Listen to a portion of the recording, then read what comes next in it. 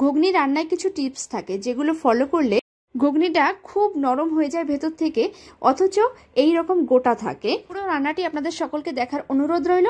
আর রেসিপিটি যদি ভালো লাগে প্লিজ পেজটিকে একটি ফলো করে দেবেন এবং ইউটিউব থেকে দেখলে সাবস্ক্রাইব করে নেবেন। তাহলে চলুন শুরু করি। আর হ্যাঁ, আজকে অবশ্যই নিরামিষ ঘুগনি বানাচ্ছি, তার জন্য টমেটো, আদা এবং কাঁচা লঙ্কা আর খানিকটা জিরে আমি নিয়ে নিয়েছি এখানে। এবার সমস্তটা একসাথে নিয়ে আমি খুব সুন্দর মিহি একটা পেস্ট বানিয়ে নিয়েছি।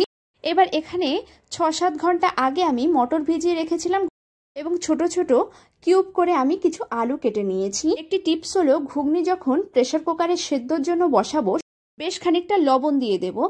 তাতে কি হয়, মটরটার মধ্যে খুব সুন্দর লবণ ঢুকে যায়। এবং কিছুটা হলুদ আমি দিয়ে দেব।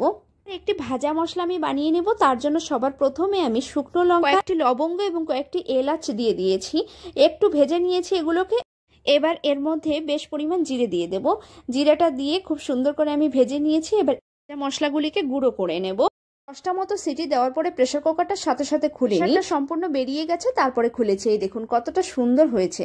এইবার কড়াইতে বেশ খানিকটা তেল দিয়ে দিয়েছি। সবার প্রথমে তো আমি জিরে এবং তেজপাতা ফোড়ন দিয়ে দিয়েছি। তারপর যে মশলার পেস্টটি আমি বানিয়ে রেখেছিলাম সেটিকে খুব সুন্দর করে এবার কষিয়ে নেব। যেহেতু আমার মটরে হলুদ দেওয়া আছে, তাই জন্য এখানে সামান্য একটু হলুদ এবং সামান্য একটু লঙ্কার গুঁড়ো আমি এখানে দিয়ে দিয়েছি। এবার মশলাটিকে আরেকটু কষানোর জন্য সামান্য একটু জল দিয়ে দিয়েছি। ঢাকনা দিয়ে মশলাটাকে 2 মিনিটের মতো কষিয়ে নিয়েছি।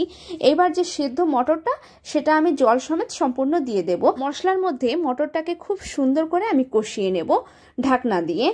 প্রায় 2 মিনিট আমি কষিয়ে নিয়েছি। জলটা অনেকটা টেনে গেছে।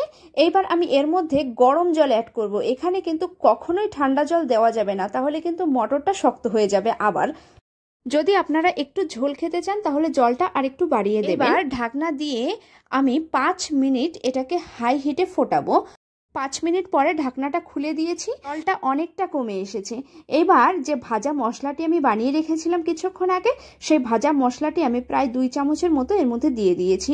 ঘুগনির স্বাদটা কিন্তু এই ভাজা মশলাটা অনেকটাই বাড়িয়ে দেয়। দেখুন একটা মটরও আমার কিন্তু গলে ঘ্যাট হয়ে যায়নি, অথচ ঘুগনিটি গলে খুব সুন্দর সফট হয়ে গিয়েছে। ব্যাস, ঘুগনিটি তো আমার রেডি হয়ে গেছে। এখন এটিকে দোকানের স্বাদ আনার জন্য আমি কিছু ইনগ্রিডিয়েন্টস এখানে ব্যবহার করব। আমি এখানে লেবু এবং কিছু শসা, গাজর, ধনেপাতা, কাঁচা লঙ্কা এগুলোকে কেটে নিয়েছি। আবার প্রথমে কিছু কুচি করা শসা আমি উপর দিয়ে ছড়িয়ে দেব। এবার কিছু গাজর ছড়িয়ে দিয়েছি। এবার টমেটো কুচি এবং কাঁচা লঙ্কা কুচি দিয়ে দিয়েছি। এবার কিছু কুচি করে রাখা বিট ছড়িয়ে দেব উপর থেকে।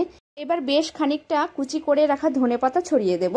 এবার একটু লেবুর রস আমি এর উপর দিয়ে দেব। এবার একটু তেঁতুলের পাল্প দিয়ে দেব, যেটা না দিলে দোকানের স্বাদটা একেবারেই আসে না বললেই চলে। এবার একটু বিট নুন ছড়িয়ে দিয়েছি। ঘুগনি আমার রেডি। ভালো লাগলে প্লিজ একটি লাইক, একটি কমেন্ট এবং একটি শেয়ার করুন।